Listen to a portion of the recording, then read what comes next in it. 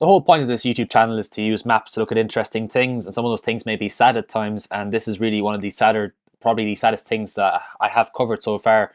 But I really think it is we're looking at. It's to do with Ukraine and Mariupol, the city that has been basically attacked and destroyed by Russian forces over the last 2 years. It kind of reminds me of looking at pictures of where the Americans dropped nuclear bombs in Japan. The devastation that has been caused by fighting in Mariupol really is beyond anything I had actually considered. I had seen and known, I seen pictures on newspapers that the city has been leveled, but just to actually see it, it reminds me of when I visited Warsaw.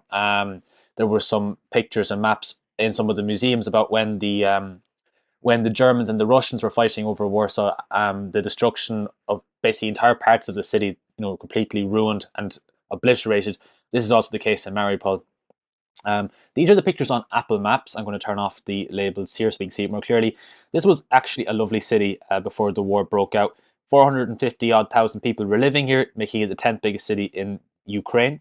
They had a very big steel factory here. And in these pictures, everything is still okay. You can see here, this is all green. There's no bomb craters. This is a really cool facility that was once operating here. Pity that it is now destroyed. A pity that all the people who have died basically can no longer work here, no longer have a life here. Mariupol has been attacked in the past. There have been wars between Tartars, hundreds of years ago anyway. During World War II, the Germans occupied it and there was massive destruction as well. So this is a city that has been destroyed repeatedly. And despite that, it kind of comes back strong. And, this was what it looked like. You can see lots of apartment blocks, really nice, actually, very nice green areas. This looks like a lovely city to live in from this angle. Looks like a really nice place. And in terms of industry, in terms of economy, it was a hub.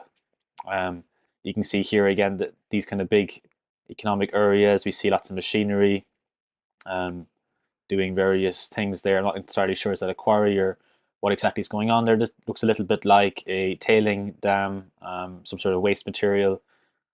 Yeah, so I'm going to move on in a minute to the updated maps, which really are quite terrible to look at. I'm going to do a similar video probably on Syria at some point because I never considered that we could see the damage. This is the thing that's crazy to me. These maps, we see everything. I mean, there's literally no hiding. We can see the American bases in Afghanistan, and we can also see the damage in Mariupol. So, yeah, I kind of given you, I might go a little bit around here too. Maybe I can even change the map setting. Let me see. Okay, it won't let me do it here. I'll quickly go do it on a different map. Let me just duplicate one of these. Yeah, there we go. And I'm going to show you there's a tiny bit more. This is the destruction, but if I can quickly show you pre the destruction, you will see what looks like a lovely European city, basically. Green trees, cars, houses, just a really normal place. They've got, you can see here, this is a what's the word in English? A tram line probably. Yeah, so really integrated. I say tram lines are good because that it means they've built a proper public transport system. And you see here there are some shops, people walking around, just having a normal life.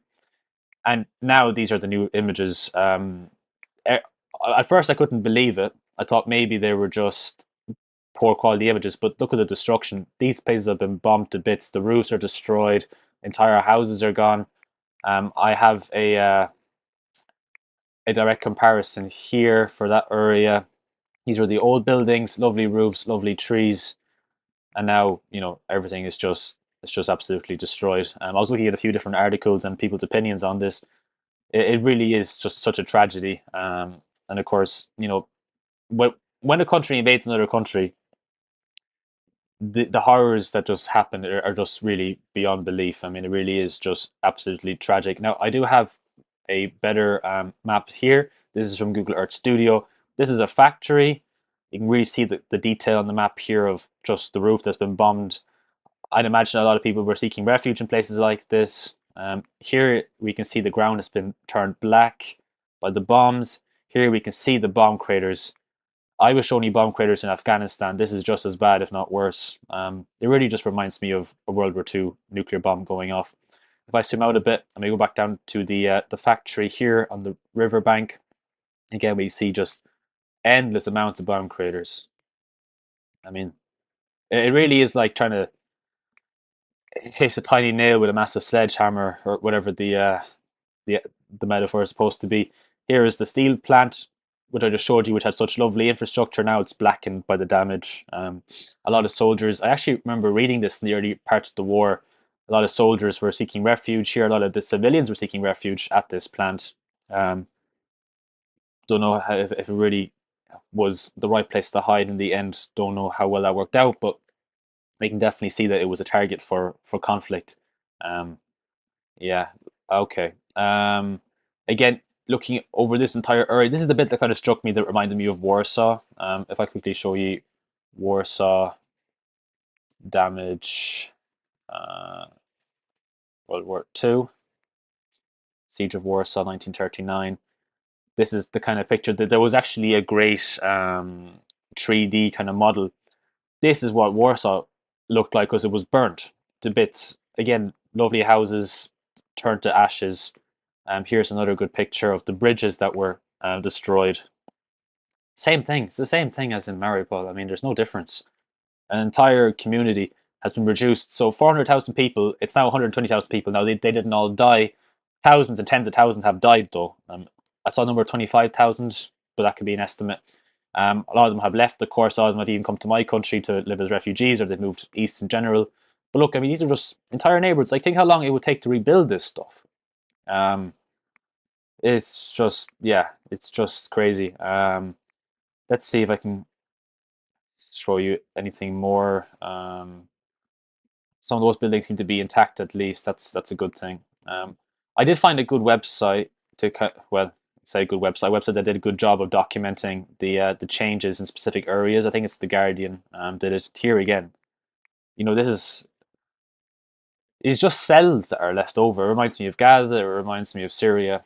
And yeah, to think that it's so close to Europe, I guess is the reason why there's been such a reaction to it. But like to what aid? You know, I mean, the fact that you'd have to invade a country by brute force and destroy everything that is there, and then somehow claim that that was a victory of any sort. I mean, everybody loses. There's nobody wins. Like, I mean, it's just really is tragic. That was probably a shop or a factory, some description, completely gone. And now, of course, Russia are sending in these 1-ton glide bombers. I meant to show it in my last video. 1-ton bombs. Russia. Don't fear Russia's 3.3-ton glide bomb. It's massive overkill. Well, it's not really massive overkill. They're sending it into Ukrainian infrastructure, into water plants, basically trying to squeeze the people out of their homes by just denying them access to electricity, to water treatment, to all of those things. These are the new glide bombers. So just sending these things in and just indiscriminately targeting. Yeah, it really is just beyond anything. I really don't have anything interesting to say on this video. I'm just trying to show you these pictures because I think it's not right to look away when you see this sort of stuff. You kind of have to just mention it. Again, their entire facility ruined. Let's see if I can go into more on the west side. Here's another factory. That one at least seems to be a bit more intact. I don't see any massive bombs there. In general, what do you see kind of black? I'm assuming that's where the bombing was the strongest, especially here on the river. But yeah, I also think a lot of these houses here have been leveled.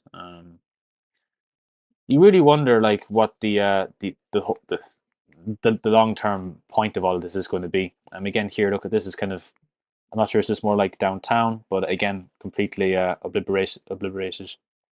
Um, Let me see if I can quickly find that article. So this is oh yeah here. This is the property of the Guardian. And basically, they've just done what I've done. They've taken old maps and new maps. And look here, this is a square. Can I? Oh yeah, here we can kind of do the left right. So again, black is destruction. The center of Mariupol. Yeah. So you can see those buildings there and just the damage that has been done. Yeah, so I'm going to link this website. These are here some pictures on Reddit. I can open this. Someone did kind of a comparison as well, just showing. Again, look at all the. They look like maybe also that was bombed. There you can see on the left. Yeah, completely burned out. Again, here completely destroyed. Can we copy that? Not too easily. Yeah, just run through some of these. Yeah, I don't think there's anything else to really talk about today on this particular video. I just thought saw this. It was interesting. I thought it was worth showing to you. I'll probably do the same for Syria. I don't know if Gaza has been updated yet or not, but it is important when you look at these things from a geopolitics point of view as well. Is wars do have consequences. It is kind of to a degree, easy to get fascinated with war with like weapons and stuff. Oh, it's really cool. All the kids like to play shooting games and stuff. But this is the actual truth of it. Like, there's no dignity. There's nothing good about war. There's nothing good about weapons. I mean, in a way, the fact that we produce so many weapons and make so much money from them in Western countries and sell them out to other places, we don't see the consequences of it. And that's why it's important to not look away.